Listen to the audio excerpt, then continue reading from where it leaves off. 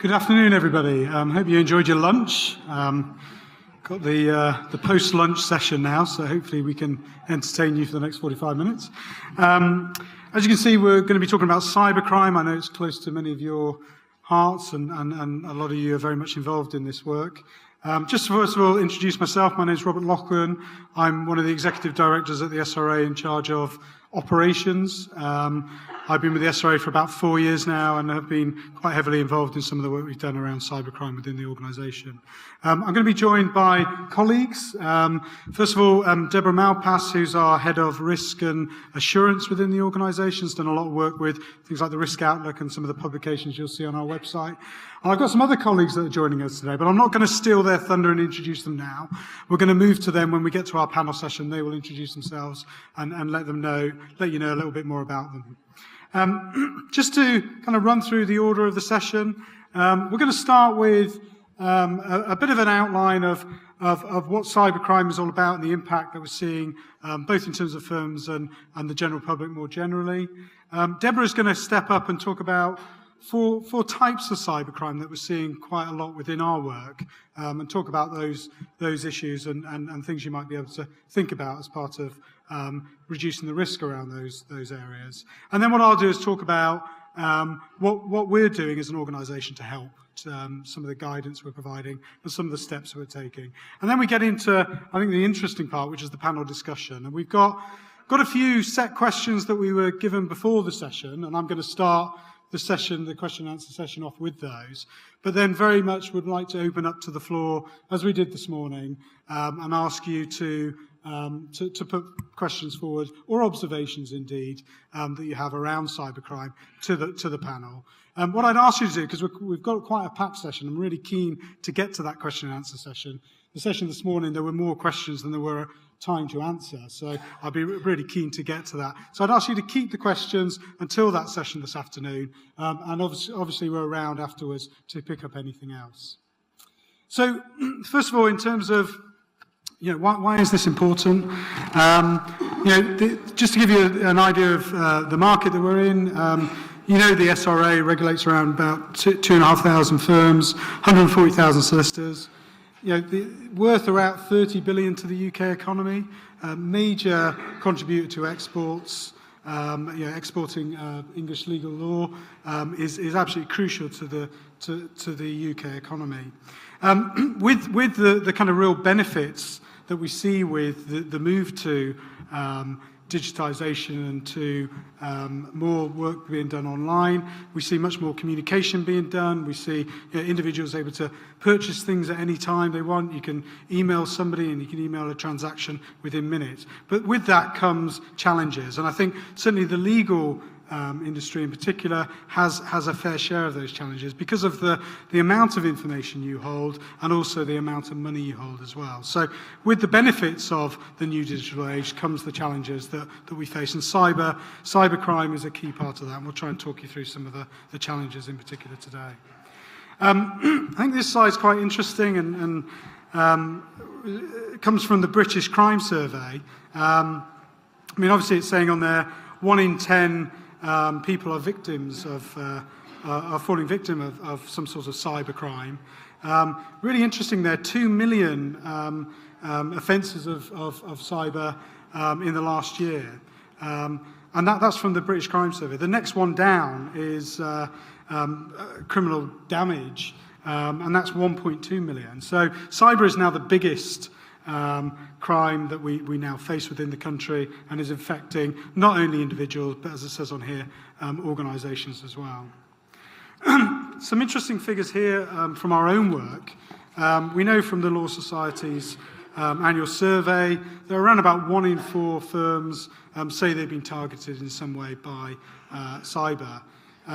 Interestingly, we receive about 132 reports over the last 12 months of cybercrime. And obviously, that's where there is a loss, and you're expected to report that to us. So 2,500 firms being targeted, 132 reports. shows that actually we're probably doing quite a good job as an industry. You've taken this very seriously. There's a huge amount of work going on within firms to combat the risk around cybercrime. The other side of the coin is there may be some underreporting there as well, and we can't say either way. But what's clear is there's a huge interest in this area, both within the general public, but within legal firms in particular.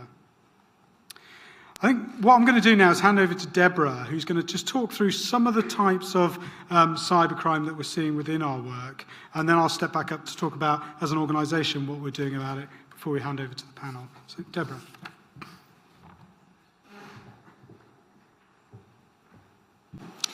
Thank you, Robert. My name is Deborah Malthus. I'm Head of Research and Analysis at the SRA, and it's my team that produced the annual Risk Outlook. So if you haven't visited our stall yet, I suggest you do quickly after this session, because our copies of the Risk Outlook are selling out quite quickly. So I'm going to talk to you about the 4 most common types of cybercrime that we see at the SRA. So the first is hacking. This refers to when criminals exploit vulnerabilities in your IT systems to gain unauthorised access. So this can be as basic as guessing a weak password, or as complex and technical as finding faults in programs and gaining access into your systems. So we know that hackers try to gain access to administrator accounts, and this means that they can access and alter and also in some cases install things on your systems, and that we know in order to do that they target older unsupported systems, those that are no longer updated by the software provider. So an example of this is the law firm Mossack Fonseca. They hadn't updated their email client portal for 3 years, and then in 2016 they were hacked and had a breach, and 11.5 million documents were released, which many of you will know as the Panama Papers, and that was the largest data breach in history. So another type of cybercrime that we're increasingly is getting reported to us is ransomware. So this is a type of malware, also known more commonly as a computer virus. And again, it targets system vulnerabilities through unsupported software. But in this case, the software encrypts, or even in some cases begins deleting the files on your system, and the criminals won't release the encryption key to stop it until a ransom is paid. And often they will demand the ransom in cryptocurrency such as Bitcoin. And an example of this was the WannaCry virus that hit the NHS earlier this year. So it's very important that you keep your software up to date and regularly back up your files as well. The most commonly reported cybercrime that we have at the SRA is email modification fraud, and over 60% of all reports of cybercrime are of this type. And so this is also commonly known as Friday afternoon fraud. So this is when criminals access and alter the client's email to the solicitor, or vice versa in some cases, and the aim is to alter the bank details and redirect completion funds to the criminal rather than the client. It occurs mainly on Friday, but other days of the week as well. But Friday is important because that is when many completions take place. And also it buys the fraudsters time to move the money over the weekend without being detected.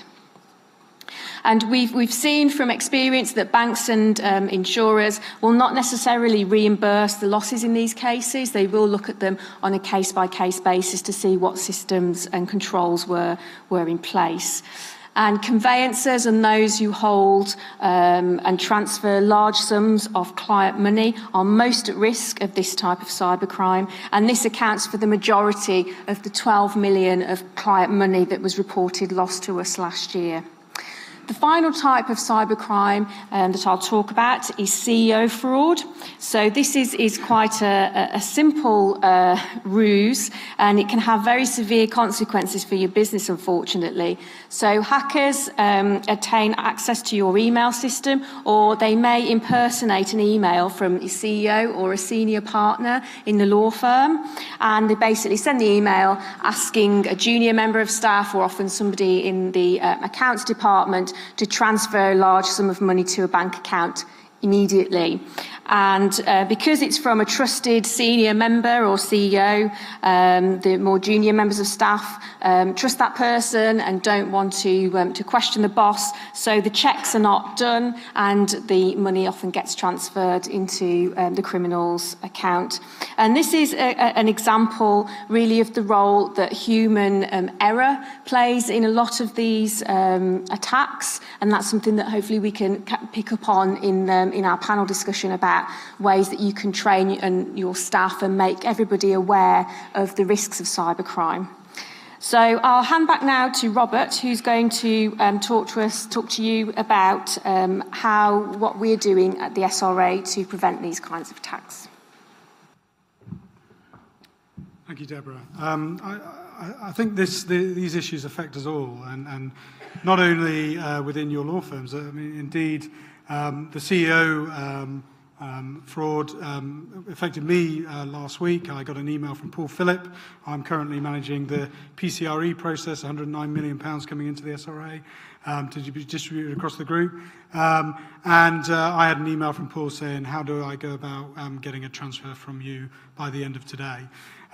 Clearly it was a cyber attack, and luckily we're fully trained to be able to deal with that. So it's about the third I've received in 3 years now at the SRA. So we're all affected by these. I think what we've tried to do as an organisation is a number of things. Firstly, we've produced some really helpful, I think, guidance in terms of the steps you can take, case studies and so on, in terms of dealing with cybercrime. I mean, we're not going to cover everything to do with cybercrime in a session like this. The document that we produced earlier on this year is really helpful. It's this IT security, keeping information and money safe.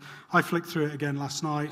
Everything from cloud computing through to how to deal with examples as CEO fraud. There's a lot of guidance there, and I'd really encourage you and your teams to have a look at that guidance. What we're also doing is, on a regular basis, updating our risk outlook, and Deborah's team take this forward on a regular basis, looking at the kind of developing risks, and particularly information security and protecting client money as two issues that we focused on recently within our risk outlook. So again, as well as our warning notices, I would ask you to keep an eye on that information that we're producing. Our regulatory model needs to change as well to keep up with the changing times around cyber. And certainly some of the work that we're doing, and we've consulted now on more flexibility around client accounts and potentially third-party managed accounts, will potentially reduce the risk on that in terms of cyber attacks. So that's something we'll be looking at again next year, and something that we've consulted on at this stage. The other area is professional indemnity. We're not proposing any particular changes right now in terms of professional indemnity, but what we are doing is working with the insurers to understand the kind of issues they're dealing with so that we can feed it into, for example, further editions of our risk outlooks, so that we're aware of the types of issues firms are facing. And an area that's quite close to my heart, as well as managing PCRE, I also manage the enforcement part of the organisation. And I think what we see is it's really important that firms do come to us immediately when they do have an attack and there is a loss. And we've had a couple of occasions where that has not happened. And we've obviously had to take enforcement action as a result of that. And what I'd say is we take a proportionate approach. I think some of the key things, as long as you're reporting to us within immediately, as long as you're making right any losses immediately, we will take that into account as part of our response to any issues. And also the steps you're taking to look at root cause, to look at the issues, to improve your systems and processes, and the learning that comes out of attacks that you have. So, we would encourage you not only to tell us about losses, do I say, but tell us about any other cyber attacks that you have. It certainly feeds through into Deborah's team, and we can use that as part of the learning, potentially future warning notices that we might send out as well. It's probably worth saying that where there are issues, where there is breaches, we do take regulatory action. And this year, 2 examples of where clients or supposed clients have emailed the firm saying that they want to use a different bank account as part of a property transaction, and the money has been transferred to the wrong account, and obviously the money has been lost. So we've had 2 cases like that this year. One, it was absolutely obvious that it was an email from the wrong person when we looked at it. The other one was simply their processes and systems, new member of staff entering the organisation wasn't fully trained and simply missed the issue. But both ended in a fine and rebuke for the firm, and obviously they've had to suffer that loss as well. So, we are seeing cases coming through, and they're not really sophisticated, high yield investment type issues. They're simply individuals mimicking customers or clients with different bank accounts. We have other issues which we'll talk about in a little while. So what we're going to do now is move into a panel discussion. This is where it gets interesting. I've got a couple of set questions I'm going to ask the panel. But first of all, what we're going to do is introduce you to the rest of them. So if we can start with Michelle, if you'd like to introduce yourself and a bit of a perspective on cyber. Okay. Good afternoon. My name is Michelle Rosen. I am the Compliance Officer for Legal Practice and a partner of a firm called Brightstone Law. I attended the conference on the 20th of October last year when and it was a cybercrime session where we were told about a law firm that had sent funds of, I think it was 1.4 million, to a wrong bank account as a result of having received an email from a client, or an email purporting to be from a client who was changing their bank account details. I went home after the conference and I thought, I don't know if I want to do this job anymore. So after sort of having a few nervous breakdowns, I thought, okay, so this risk, which is really come into play over the last few years, what can I do to make sure that the firm that I work for is best protected? So I went in the next day and I did an email to my partners, and I said, following on from the SRA's COLT conference yesterday, I wanted to explain in brief to you what is currently in place within the firm to try and best protect itself from the growing threat of cybercrime.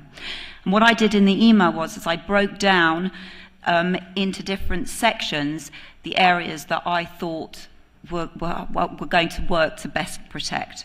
The first was the IT side. Now, what do I know about IT? Not very much, other than being able to put my computer on in the morning and having a hissy fit if it doesn't work properly. So I set out an email to my IT support and I said, I want to know that I have got everything that is feasibly possible in place to make sure that the firm is protected from an IT perspective.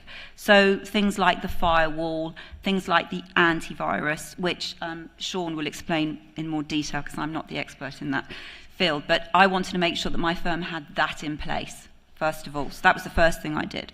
The second thing I focused on about is what do I need to do in terms of the staff, yes? What do they need to know? What do they need to understand? What do they need to put in place to make sure that they are also working to protect the firm? How do they deal with phone calls from people purporting to be from banks, for example? I then looked at what I tell my clients. What do we tell the clients about cybercrime? Do we warn them? Yes, we do. We put on our email footer that we will never change our bank account details. When I say never, if we were to, our letter of engagement deals with what we would do if we are going to change our bank account details. So that's informing the client. I then talked about in the email to the partners what we do, passwords. Yes, all our staff every 45 days have to change their password. Most of the passwords when we implemented this was password 123. How many people in this room use that as a password, I wonder? No one's going to admit it. No. So so that's what I did. So my perspective today is to tell you what I have done in terms of my firm to try and best protect itself and to share that with you. Sean, would you like to introduce yourself? Yeah, so I'm Sean John. I'm the Chief Security Advisor for the UK at Microsoft. My job is mostly to go around and work with enterprises talking about how to be secure. I've been 20 odd years in the information/cybersecurity industry. From the Microsoft perspective, we're really keen to ensure that people, when going digital and being productive, are doing that in a secure fashion. So it's how you can get the advantage of all the technology and the next generation digital world, but also be secure at the same time. We're very, very keen on ensuring that we counter things like cybercrime. We have a global digital cybercrimes unit whose complete remit is to try and track down criminals and to try and work with law enforcement, work with them to justice, to take them offline. So although I spend most of my time with enterprise, I'm very, very interested in ensuring that the entire UK industry and business is protected against this type of attack. Thank you. Thanks, Michelle, Sean. What we're going to do, I've got a few questions that we received before the session, so I'm going to kick off with those, and then I'm going to open it up to the floor.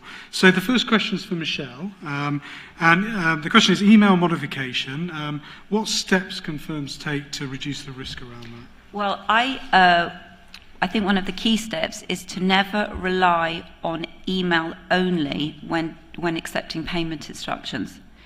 Because the way I visualize it in my head is that you actually don't know when you get an email that it's from the person you think it's from. So if you're going to get an email from a client, whether it's a Friday afternoon or any day of the week, that says, in relation to my conveyancing transaction, the account details that I gave you at the outset of the transaction have now changed, and you as a firm are going to rely on that, you're going to be on very dangerous territory. So what we've done in the firm is to basically build up like a layering system. So right at the outset, what we've now implemented is that we ask clients to produce, at the same time that they have to produce the anti-money laundering documentation, their due diligence documentations, is to provide a certified copy of the bank statement where any surplus funds are going to go to. That way, right at the beginning of the transaction, I've got a certified copy of a bank statement that says to me, this is where any surplus funds are going to go. Okay? So that's the first step. I will sometimes get a client then to come, if they do come in, is to sign against it just to reconfirm. What follows on from that is that if a client does decide that they're going to change their account details halfway through, we have an imaginary red alert button that sits on my desk. So if somebody does want to change their account, it's like full alert. It's like, okay, we're on standby. This is like, so what we will do is that the fee earner will come in and they will produce to me all the documentation that supports that the client is actually changing the account details. If they're not happy, if I'm not happy, I'm not going to send the funds out. Now, I appreciate that we work in a very pressurized industry. Time is often of the essence, and we are under incredible pressure to get things done. But ultimately, that is when these fraudsters hit. They know the transactions that you are working on. They are able to find information from whether they Google about the firm, they know. I got an email from the senior partner last week asking me an account query. I knew it wasn't from him. So we've made it policy within our firm, and I appreciate it is very dependent on the size of the firm, because the larger firms it can be a lot harder, but it's about communication. So we've made it policy that we will not transfer monies, even internally, based on email correspondence alone. That's the day and age that we live in. So you need to build up the picture. You need to understand what you've got. I've got a certified copy of a bank statement. We have also implemented across the board lawyer checker and consumer bank account checker, which allows us, when we're transferring monies, whatever sum, for £2.50, I will get a lawyer checker to do a bank account check to verify also the account details of the client. So what I'm doing is I'm building and I'm layering the protection for my firm. Thank you, Michelle.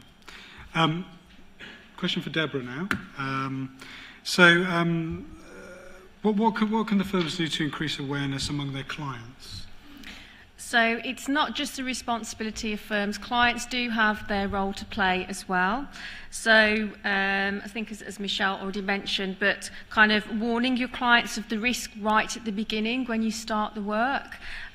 Be clear that you won't change your bank details, and if you are going to change your bank details, tell them how you will inform them, and that it won't be via email. And you'll verify any changes via a known telephone number, so you'll actually speak to them.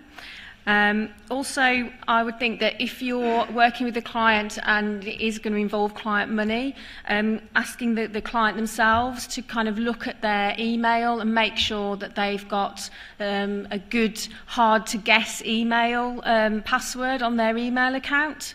So, as we already mentioned before, password 123 isn't going to cut it in this day and age. So that's something that's quite simple to do. And also kind of warn clients that if they do receive any emails that purport to be from the firm that have poor spelling, have grammar, have poor quality logos, they're probably not likely to be from your firm. I've worked at the SRA for a couple of years now, and I know that solicitors are quite hot on these sort of things. You've got very good attention to detail. And so you can spot these things, but many of your clients won't be. And we know that a lot of the fraudsters often use, don't have the best grammar, and they kind of steal logos off your web page, which kind of don't look right in an email. So just kind of basic things like that don't really cost any money, but can make a massive difference. Can I just let you know about something else that I've done? And again, it's dependent on the size of the firm, and I appreciate some firms will find it difficult to do this. But as the spam emails do come in, and they are quite regularly received, what I've done is I've got staff not to forward them on to me, but to scan a copy to me. And then what I do is I send a copy of that email across the firm, so that staff then become familiar with what spam emails look like. Because again, at the pace that we all work at, sometimes you're not going to just check the email address, whereas if I'm bringing to the attention of staff a spam email with a particular email address, it will just bring their, might make them more attentive in terms of if they were to get the same spam email. So that's proved to be a very useful exercise. Sean, tricky question now. So ransomware, hacking, what three things can firms do to stay cyber safe? So I'm going to sort of say there's sort of three areas to focus on, which those of us that work in security have talked about for many years. So the first is people.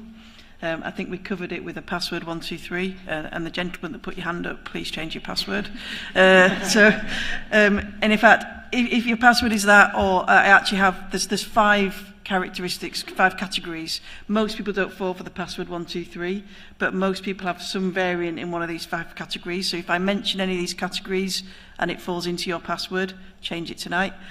So it's family members' names, dogs' pets' names, your favourite sporting team or musical star or band or pop star, whatever that might be, your kids' names or something like that, and significant dates and birthdays of you and your kids. And any combination, I know a lot of people like dog's name with their birthday, straight where I go, first step.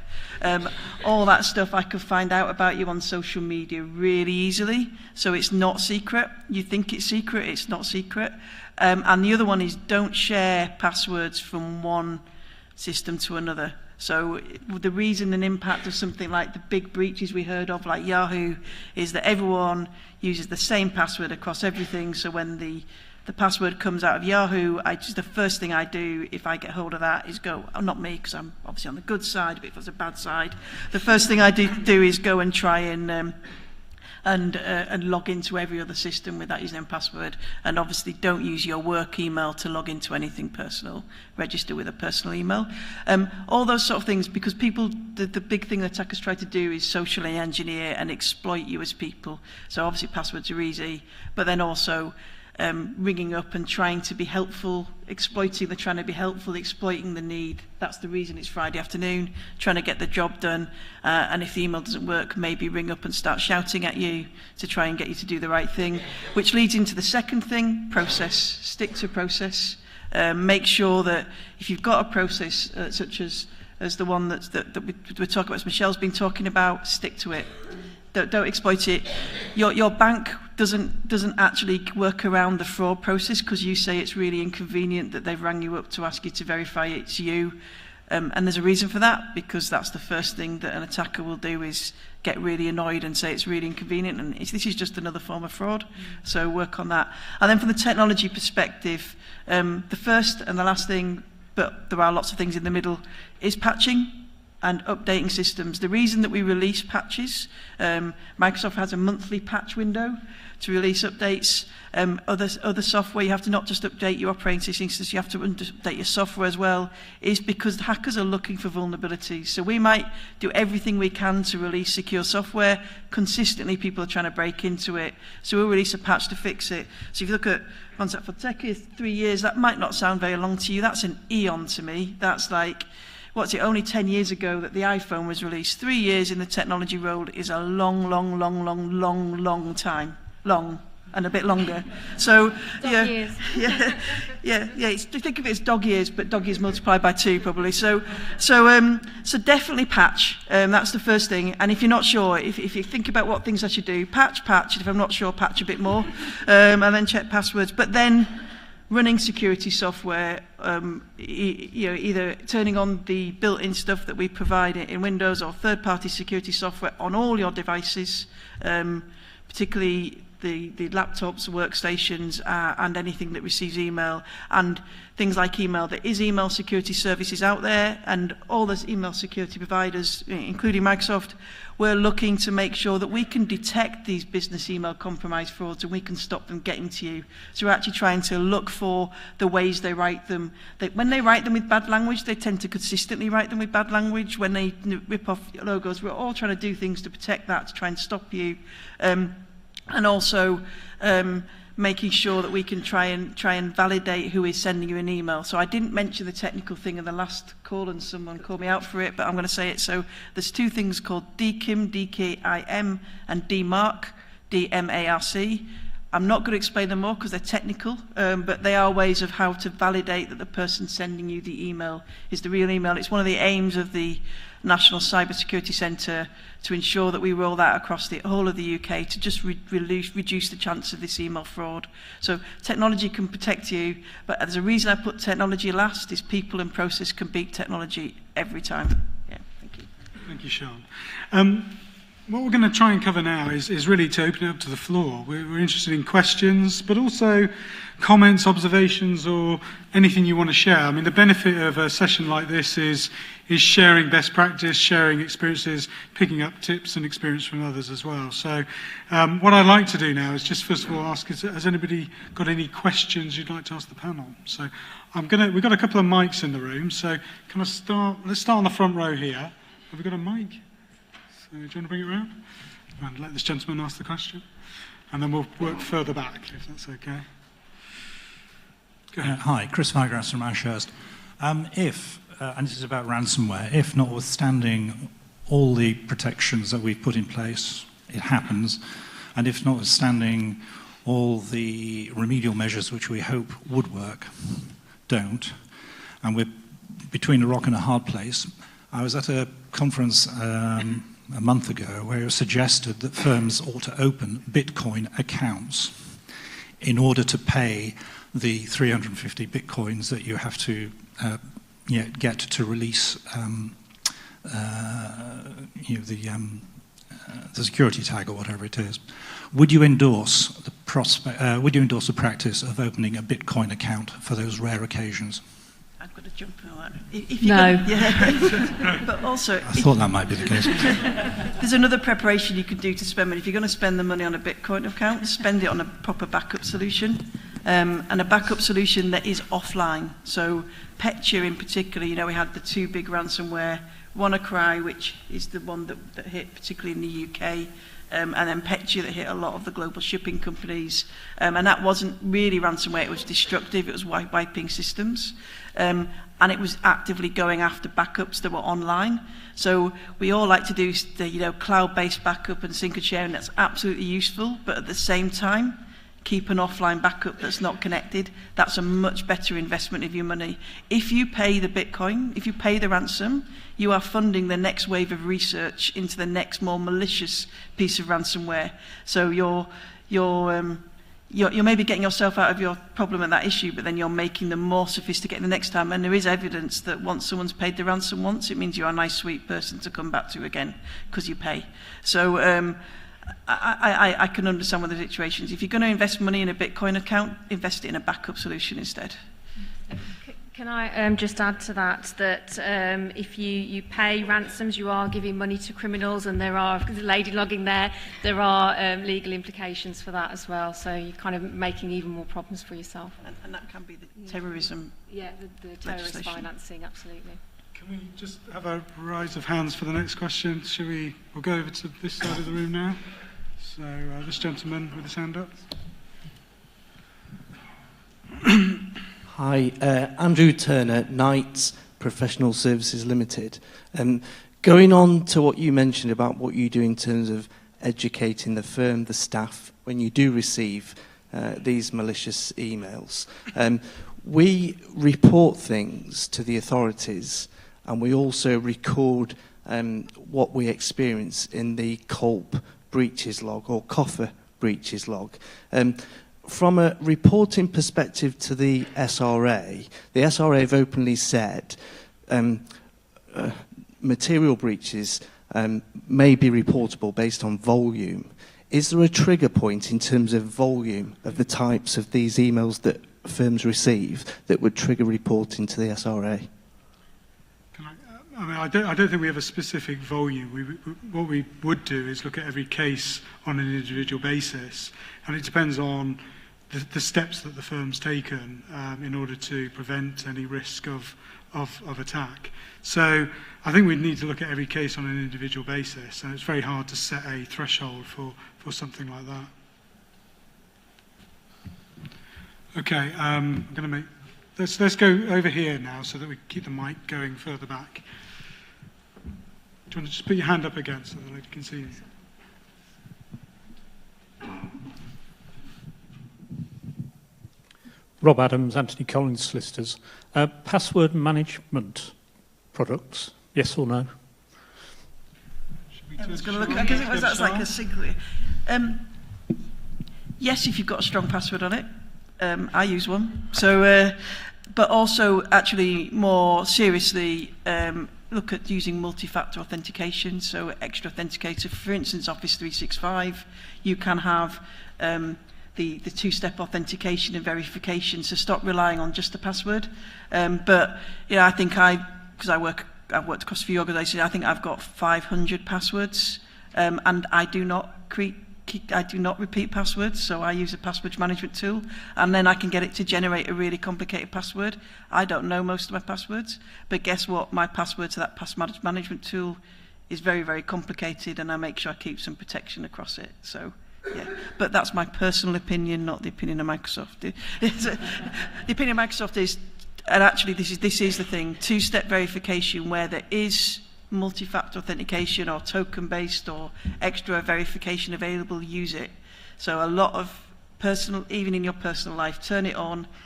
Yes, it's slightly more inconvenient that when you go to a new device, it'll ask you to verify it's you, but after that, it'll usually remember, and it will mean that if your password does get compromised and someone tries to log in on their device, you'll get a pop-up to say, do you approve it? And obviously then don't approve it if it wasn't you. So. Show of hands again for the next question. Okay. Can we just go down here and then we'll come back to the front of the room. So this gentleman. Thank you. Debbie Farman, Jordan's Corporate Law. A few years ago, it's about 4 years ago, I think, I was at a Colp and Coffer conference where I think it might have been Adelshaw Goddard, were very helpful in explaining a breach or an attack they'd had, and clearly defined it to the room, and also put it on their website and told all their clients about it. Do you push when somebody has come to you with that issue? Do you push them to do that sort of thing? Because that really helps. Can I pass it to Deborah? Because we do feed this into some of our risk outlook work, and we've publicised case studies and examples of where we've seen attacks. So even when you've kind of had an attack and you've foiled it, I mean, there's no kind of regulatory obligation for you to report it to us, but it's actually very helpful if you do, because then we can track and see what's happening in the market, and then we can feed that into our scam alerts that we release through social media to warn other people. And also feed it into the risk outlook, as Robert says, where we include trends of what's happening in the market, and also case studies to warn other firms as well. Can I just add that I found the SRA's emails that they were sending out advising us of various attacks over the last few months incredibly useful, and put it out to members of staff because it's another way of keeping them in the loop and making it more real, because there is a real I still feel there's a sense that it won't happen to us. You know, these are things that we hear about, but it's not, in my view, it's not a case of if, it's a case of when. So any information, you know, when you do get these, we talk about it. You know, the members of staff at my firm are very aware of, you know, whatever information that we get, whether it's from the SRA or what's in the media. I put it out there, we communicate, so staff really understand that this is a threat that we're all up against. In the last session, we had an impromptu request for a show of hands of how many people receive sort of regular spam emails within the audience. So just put your hand up if you are receiving regular spam emails. Okay, that's nearly the whole audience. Sean, why are they receiving spam emails? Can I just clarify that first of all? So when you say spam email, do you mean the email modification and CEO fraud? So put your hand up if that's what you meant by spam email. Or do you mean buy my product, expand your performance? Put your hand up if that's what you meant by spam. There's a gentleman at the back. Okay, so I'm now left with 2/3 of the room not having gone for either my definitions of spam. So I'm going to do, there's the sort of spam which is the unsolicited email from somebody with a link or a website that somebody you weren't expecting that's coming through. Is that what you mean by, put your hand up if that's what you mean by spam, okay? Links to malicious sites, things like that, put your hand up if that's the case as well. Yeah. Okay, so I think there's a really good opportunity for Microsoft here to sell you our email security E5 service. So, Sean, we said you weren't allowed to do that. So, and I mean, that's a jokey comment, but I actually talked earlier on about making sure you put email security in place. It's very easy to just sign up for an email address. Actually, one of the real success stories we've got in the information cybersecurity industry is email security, because 50% on average of the world's email is spam. It used to be 95%. Email security has now got really good, so that's now dropped down. But also 50% of people's inboxes doesn't tend to be spam because we block it. And actually, we would expect, in terms of the spam in my definition, as in processed email that you're not interested in, particularly spot created, we would expect you not to get that much of that if you have a large and reputable email security. Now, we do see the things like what I'm calling the business email compromise fraud, is what the National Crime Agency call it, which is a combination of the email fraud modification and CEO fraud type approach. That's written very cleverly to try and beat spam filters, which is why we're bringing in more advanced security offerings to try and detect and block that. And then you're getting emails with links to websites, emails with attachments with malware. All of those are what email security is designed to try and visit. So if you've just got email coming directly into your laptop, not going through a server or not going through security, which I know for some smaller organisations is the case, I would review that. There are cloud email service providers you can get. Well, we might be one of them. So, and the advantage of that isn't just that you've got your email in the cloud, it's that you get the scanning before it comes to you and you don't have to do it all on your desktop. Doing it on your desktop is actually too late.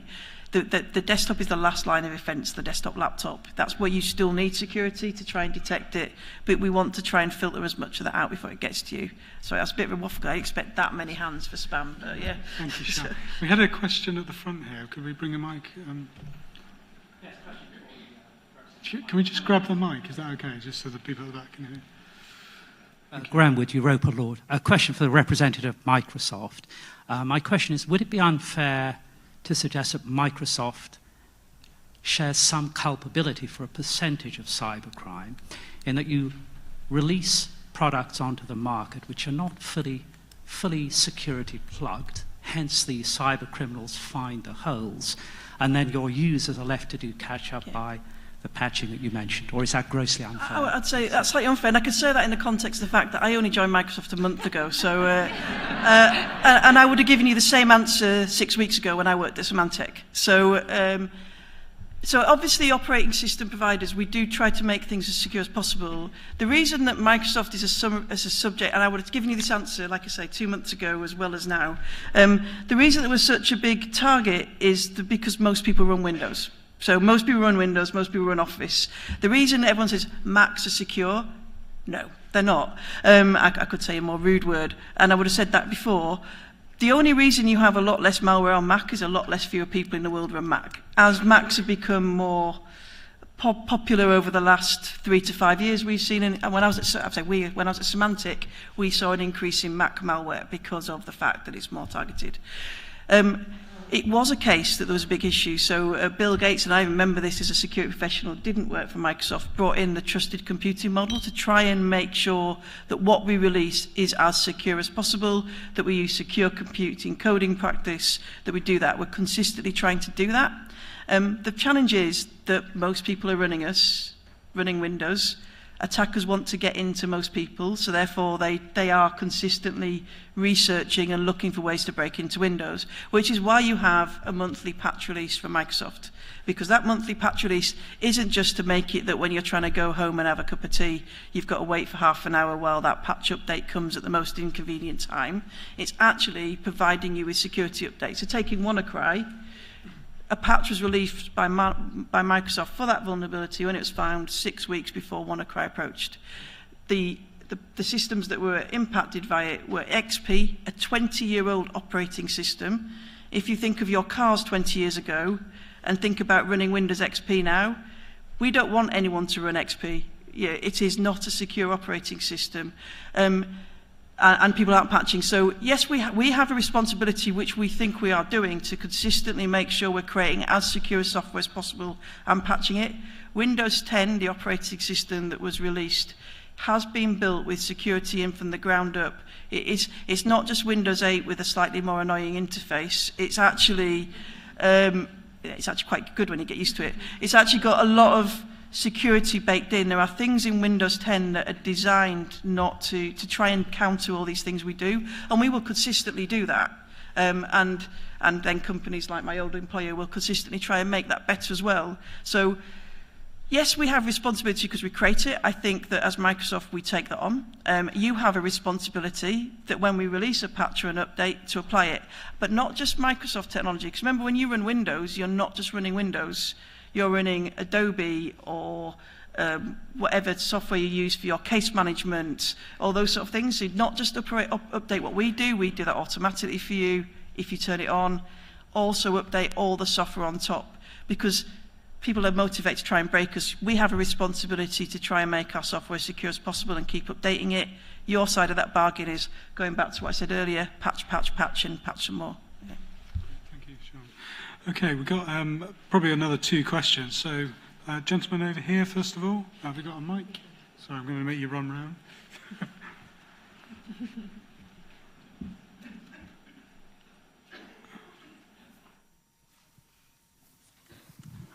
We use in the cloud, which is very effective, and I like the fact they're dedicated to one system to constantly stop antivirus. They're suggesting secondary passwords now, whereby when you log in, it goes to your mobile to put a mobile number in. How effective is that security? That's what I meant by the two-step verification process. You can do that either via mobile or via an authenticator app where it'll actually pop up on your app to check if you do it. That's what I'd recommend as a minimum, because then if your password does get compromised, there's that second stage of approach. But with that, obviously, if you get a pop-up that you weren't expecting, don't approve it, because it means it may be that it's and then go change all your passwords. So. Thank you. We have one more question over here. If you, the gentleman put there, over in the corner over here.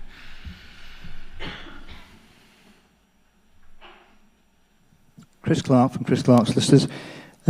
Any particular tips with regard to contacting the practice from abroad? I frequently come across this message that says we have detected unusual activity on your account.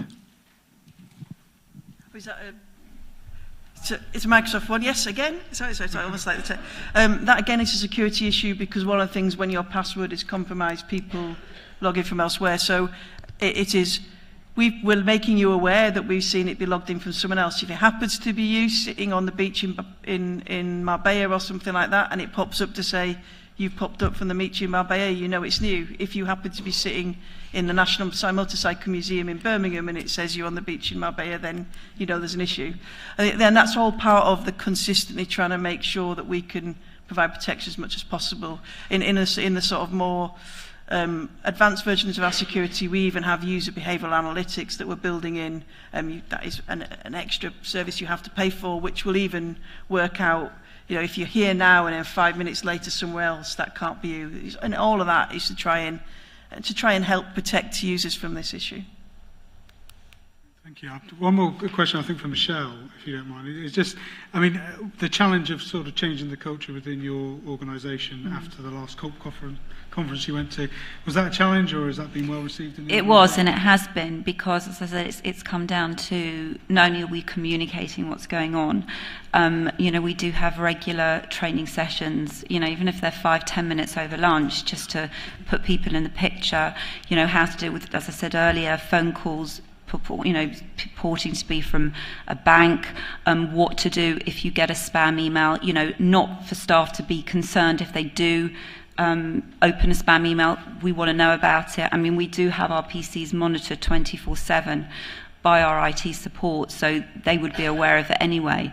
But it's just, yeah, I feel that we have been successful in getting people to understand the threat, and that it's really happening, and I don't want to be in a position where at any point we are dealing with having sent monies to a wrong account. And you can take very simple steps to try and protect yourself.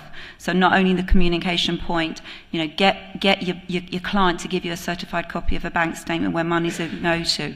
Look at consumer bank account checker. You know, if you're sending monies out to a client, £2.50, get that checked. It just adds another layer, and it just, I think, protects you as best possible. It's not 100%. I don't think anything ever can be, but if we were ever in a position where something had gone wrong, I would be able to rely on this email that I sent out after last year, where I feel that we've implemented what is out there to try and safeguard the firm. And just to say that earlier this year at the SRA we had a roundtable where we invited in cybercrime experts, and the kind of one of the issues that they raised there was that cybercrime is a major business risk, and it has to be owned at the executive level, at the board level, and they have to take ownership of it and put in the plans and processes in place. So, and also the National Cyber Security Centre, in their 10 steps to cyber security, got a lovely little infographic if you go on their website, and the kind of in big letters it's got, make your cyber risk a priority for your board. So you cannot emphasise enough that this has to be at the kind of senior executive level. And I think if you sorry, as a final point, even if you go away from today and you make the policy decision at your firms not to accept payment instructions by email only, you're going to be one step more protected Just think about that just as a standalone, never to accept any payment instructions by email. Thank you very much. We come to the end of the session. I think we've had some really useful questions today, which will obviously inform some of our thinking as well. As I said earlier on, we have published quite a lot of information on this now. We'd really encourage you to share it with your teams. And we're going to continually update that and make sure that the latest risks are discussed within our risk outlook work. So just at the end here, I'd just like to thank our panel, thank Michelle and Sian in particular for attending today.